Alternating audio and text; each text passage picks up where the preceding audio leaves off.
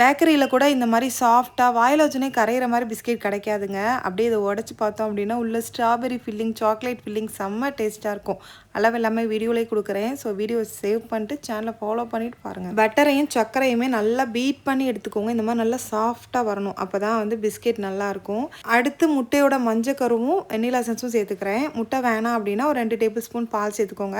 இப்போ எல்லாத்தையும் மிக்ஸ் பண்ணிவிட்டு ட்ரை இன்க்ரீடியண்ட்லாம் போட்டுட்டு இப்போ நல்லா வந்து பிணைஞ்சு விட்டுக்கோங்க. இப்போ பிஸ்கெட்டில் வந்து ஃபில்லிங் என்ன வேணாலும் வச்சுக்கலாம், இல்லை ஃபில்லிங் இல்லாமல் இருந்தாலும் நல்லாயிருக்கும். ஸோ நான் ஜாமும் சாக்லேட்டும் மட்டும் எடுத்துக்கிறேன். மாவை ஓரளவுக்கு உருட்டிட்டு உள்ள நடுவில் வந்து ஃபில்லிங்கை வச்சுட்டு திரும்பியும் வந்து நல்லா மாவு ரவுண்டாக பாலாட்டம் உருட்டிட்டு சப்பாட்டியாட்டம் பண்ணிடணும். 180 டிகிரி செல்சியஸ் லெவனாக ஒரு 10 மினிட்ஸ் ப்ரீஹீட் பண்ணி வச்சுக்கோங்க. இது 20 மினிட்ஸ் வந்து பேக் பண்ணி எடுத்திங்கன்னா சரியாயிரும். ஒவ்வொரு அவனுக்கும் ஒவ்வொரு இது வந்து வேரி ஆகுங்க. இப்போ எப்படின்னா கீழே வந்து கோல்டன் ஆயிரும், மேலே லேசாக அமுகிற மாதிரி இருக்கணும். அந்த மாதிரி இருக்கும்போது எடுத்துருங்க. அப்போ தான் பிஸ்கெட் நல்லாயிருக்கும். ரொம்ப நேரம் வச்சிங்கன்னா ஹார்டாயிரும்.